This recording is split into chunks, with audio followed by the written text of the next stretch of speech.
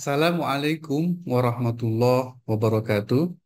Berjumpa kembali pada mata kuliah metodologi penelitian yang pada kesempatan kali ini kita akan membahas mengenai perumusan masalah atau problem statement.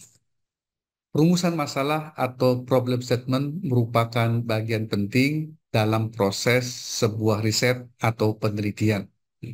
Sebuah problem biasanya dianggap sebagai sebuah situasi atau kondisi yang tidak diinginkan atau harmful, berbahaya, yang perlu ditangani, diatasi, dan dicari solusi dan penyelesaiannya.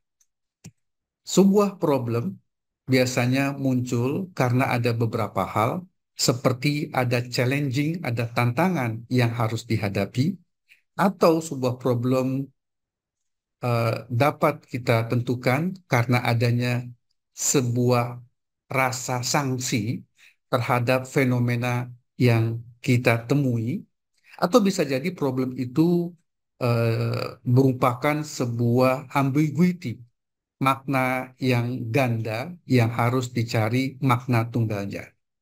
Juga bisa jadi sebuah problem merupakan halangan dan rintangan dari sebuah proses yang harus dituntaskan.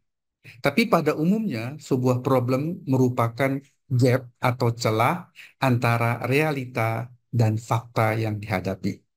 Seringkali pada bagian inilah sebuah problem dianggap sebagai real, ya, ketika dia merupakan uh, celah, ya, dari idealita-idealita yang diharapkan, namun ternyata realitanya berbeda dengan idealita tersebut. Sehingga seringkali problem juga disebut sebagai gap analysis atau analisa gap. Seorang peneliti harus memilih dan menentukan beberapa problem saja dari problem-problem yang dihadapinya. Dan kemudian dia harus merumuskan beberapa problem tersebut dalam sebuah pernyataan yang disebut dengan problem statement atau pernyataan masalah. Sama-sama kita ketahui bahwa perumusan masalah atau problem statement merupakan hulu awal yang penting dalam sebuah proses penelitian. Dan sesungguhnya ini juga merupakan hal yang rumit dan sulit ketika kita memulai sebuah proses penelitian. Seringkali seorang peneliti pemula khususnya atau seorang pelajar magister atau doktoral cukup lama dan panjang menentukan sebuah problem yang harus mereka tentukan dalam proses penelitiannya. Sebuah perumusan masalah memiliki beberapa makna yang penting, ya. Yang pertama, dia harus bernilai riset, ya. Problemnya bernilai sesuatu yang dapat diriset, ya, di mana dia memiliki nilai asli atau original, ada efek kausalitas sebab akibat, lalu dapat diuji, dapat dites dengan berbagai macam alat-alat pengujian. Sebuah masalah juga harus visible. Ada data yang dapat diangkat dan dicari dan serta dianalisa. Dan jangan lupa ada pendukung-pendukung yang dia bisa mensupport proses penelitiannya, dan ada dana yang dapat digunakan untuk menyelesaikan riset tersebut. Terakhir, sebuah perumusan masalah juga harus capable. Ada daya tarik, ya, daya tarik orang untuk menyelesaikan masalah tersebut, dan harus memiliki kemampuan untuk menuntaskan masalah itu.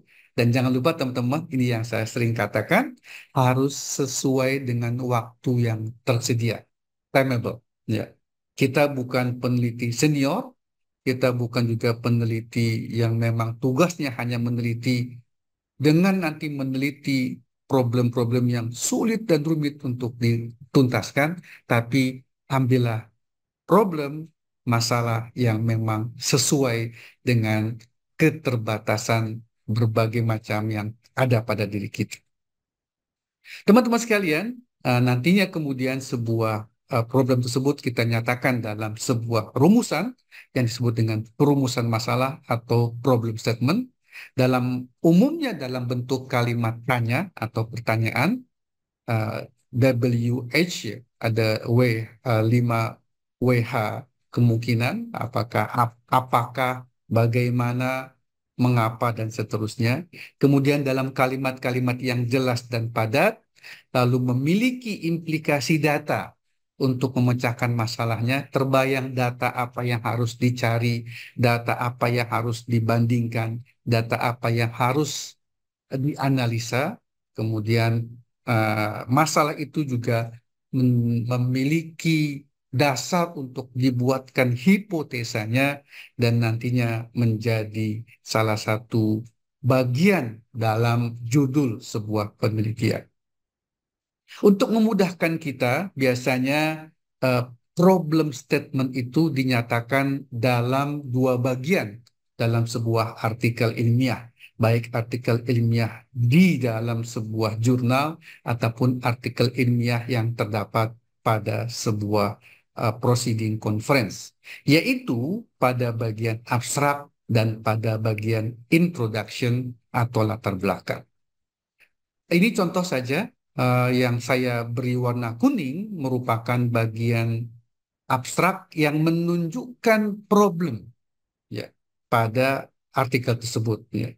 Dikatakan saya kasih warna kuning dan tebal bold, can impose serious harm on BMS and adversely impact the overall dependability of BMS based application. Di mana bagian ini menunjukkan bahwa ada sebuah hal yang berbahaya, serius harm, ya, yang nantinya harus dituntaskan. Atau pada bagian introduction dari artikel yang sama, biasanya kata kuncinya adalah however, unfortunately, atau sejenisnya.